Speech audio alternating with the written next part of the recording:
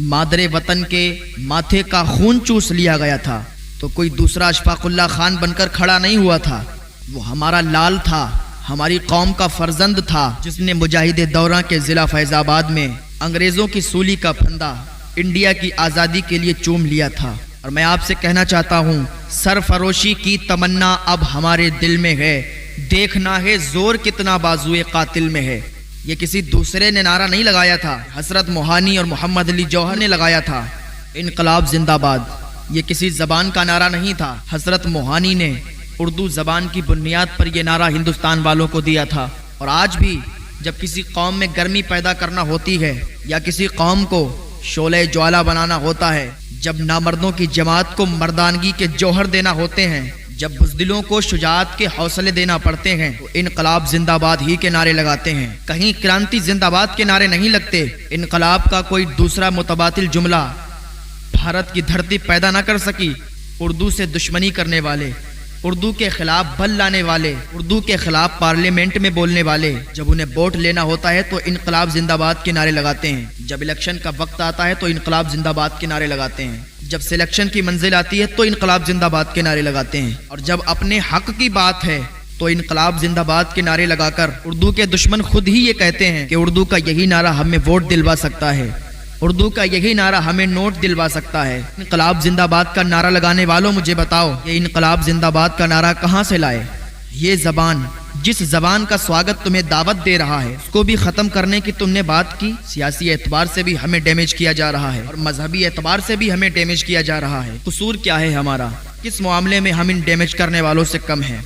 एक तरफ गांधी थे तो दूसरी तरफ आजाद थे, एक तरफ पटेल थे तो दूसरी तरफ मोहम्मद अली जौहर थे, एक तरफ भगत सिंह थे तो दूसरी तरफ अशफाक उल्लाह खां थे। अगर इस देश की भारत रत्न इंदिरा गांधी बन रही थी तो दूसरी तरफ अब्दुल हमीद खड़ा हुआ पाकिस्तानी टैंक को तोड़ता हुआ नजर आ रहा था। एक तरफ अगर जजीर अरोड़ा थे तो दूसरी तरफ ब्रिगेडियर उस्मान थे। हिंद को नाज है जिस पे वो निशानी हम हैं, हिंद को नाज है जिस पे वो निशानी हम हैं, ताज और लाल किला के यहाँ बानी हम हैं। आज इस भारत की अजमतों का परचम हमारे सर लाल किला पर लहरा रहा है। किसने दिया है इस देश को लाल किला? किसने दिया है ताजमहल? फिर भी हमसे ये गिला है कि वफादार नहीं, फिर भी हमसे ये गिला है कि वफादार नहीं। हम वफादार नहीं, तू भी तो दिलदार नहीं। समझ के समझो, समझ के समझो, समझ को समझना भी एक समझ है। समझ के समझो, समझ के समझो, समझ को समझना भी एक समझ है। और समझ को अगर कोई ना समझा तो मेरी समझ में वो ना समझ है।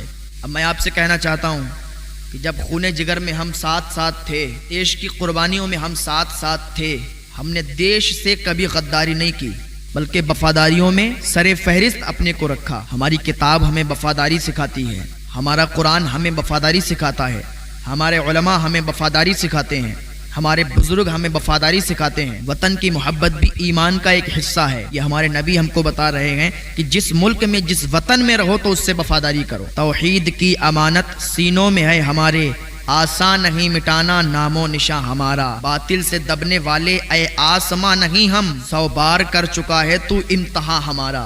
सारे जहां से अच्छा हिंदुस्तान हमारा, हम बुलबुले हैं इसकी ये गुलसितां हमारा। हिंदुस्तान की धरती पर ये अंग्रेज तन के गोरे भी थे और मन के काले भी थे। इन तन के गोरे और मन के कालों के खिलाफ पहला फतवा जिहाद का देने वाला कौन था? वो हमारे फजले हक खैराबादी थे, जिसने भारत की अजमत को बचाने के लिए जिहाद का फतवा दिया। अंग्रेजों ने उन्हें काले पानी की सजा दी। जब उनके पास अंग्रेजों का लॉर्ड परवाने आज़ादी लेकर गया कि फजले हक जिहाद का फतवा वापस ले लो, हम तुम्हें बाइज्जत जिंदगी दे देंगे। मौत के आलम में भी तड़पते हुए आपने उस अंग्रेज अफसर के मुंह पर थूक दिया और फरमाया, कुत्ते की 100 साला जिंदगी से शेर की 1 दिन की जिंदगी बेहतर है। मुसलमान की आबरू का सौदा दुनिया के कवानीन नहीं कर सकते। अपनी चौखट पर हमें बेचने वाले सुन, हम मदीने वाले की चौखट पर बिक चुके हैं।